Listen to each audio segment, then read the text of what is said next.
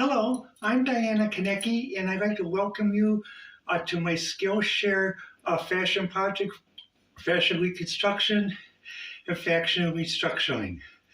What I do is I started out as a fashion designer about 20 years ago while still working in my primary field as being executive of a tech company and medical research. Um, One thing I like about fashion design and fashion restructuring is that you can always have a great set of clothes, no matter what the size, and you can buy from anywhere. For me, and like other women who are my size. I'm a 2X, 6'2". I used to model for Fashion Bug in the Chicago area, and they had wonderful clothes. I like to work on some other clothes and mix and match, like you see here. This top is from Kmart. This top is from Mazzoni and Target. Um, the knee highs are from AliExpress and Temu, and the shoes are from Target. Well, the thing about fashion reconstruction is that sometimes friends of mine, we go thrift shopping. I see some great stuff, and it's like, oh, I wish it wasn't my size. I wish I could just make it to come out in my size. Well, in this project, I'll show you how to do that. Let me show you some examples I did. Let me get some.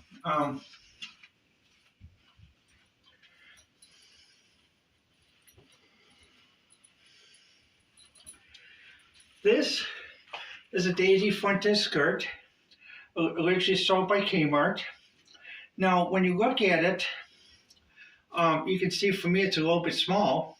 So what did I do? By fashion deconstruction, I took it and I made it so it fits me. And the other thing I did is I accented it. Because as you can see, I added a sand panel, a purple sand panel and a waist, and still kept expandable waistband. And so I love the material. It's moisture wicking. It's wonderful, even more than just for tennis.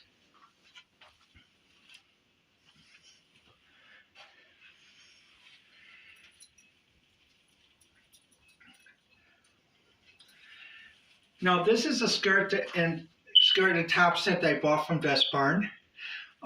It barely fits me, but over COVID, like many of us, I put on a little extra weight. I'm starting to go down again, but I still love to wear it. So what did I do?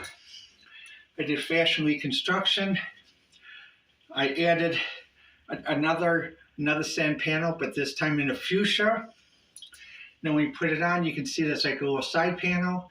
It's nice and stretchy, very comfortable.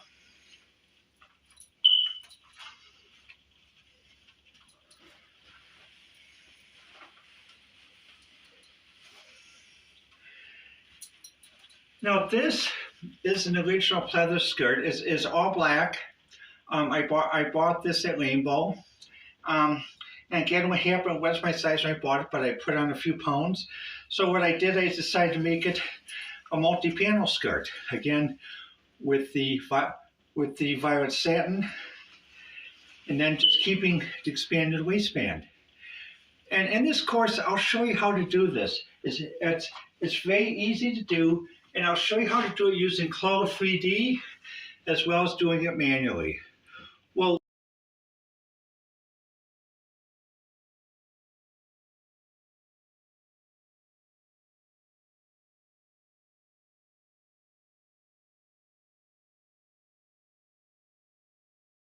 and hello, this is I'm going to show you the inside of my fashion shop, as well to see some of the other things. So let's just begin, and let's just switch over. Now in my fashion shop, you can see I have a different set of machines. This is sort of my fashion maker table, my phone. I still like a traditional phone. One vendor I work with, some new parts I ordered. Also, you can see one of the things here, his newest addition, is a single heavy duty. I named it Lara after a friend of mine who I worked with from Milan many years ago. And this is the second machine that I bought. A heavy duty allows you to do many different things, and actually there's so many heavy fabrics This is the first machine I bought to get back into the pandemic, which is a Singer M1000, and I named it Karen after a friend I knew a long time ago. The thing about sewing, though, is I was taught by my mother and grandmother, and they taught me how to sew with a needle and thread as well as to sew on a sewing machine.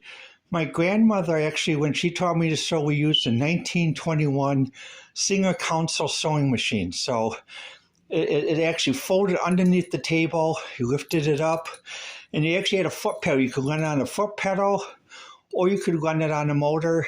And it took needles like the Singer 1000 that you could actually do many heavy-duty fabrics. The other thing I have here is my design computer, where I have different fashion design software. And you can see I support different groups: Human Rights Campaign, LGBT. And up here is one of my work boxes with the server. And when we go up, we can see this is a relaxation mantra that was given to me by a friend Tom as to how to practice relaxation using Buddhists, because I practice some Buddhism, and Tom is a full-fledged Buddhist. Now, when we go over here, we can see this is my pride and joy. When the Barbie movie came out, this is what I call my Barbie tutu pillow.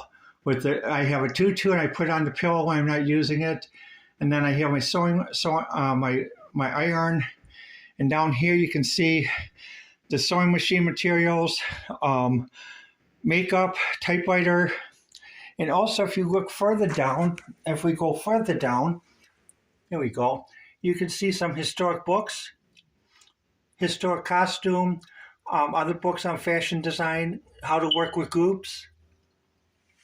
And as well, if we go in here, you can see some fashion magazines that I have for reference.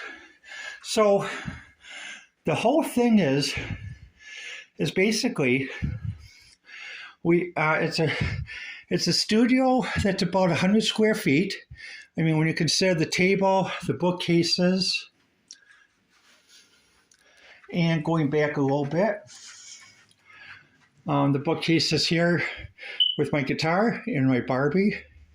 And then sometimes what happens, though, like many fashion designers, I also use the bed as a way how to keep everything going. And just as a matter of fact, there's so many women that have that use implants they put inside the body for many reasons, due to cancer and everything else. I had a mammogram last year and they did find a lump, so I got to have another one and see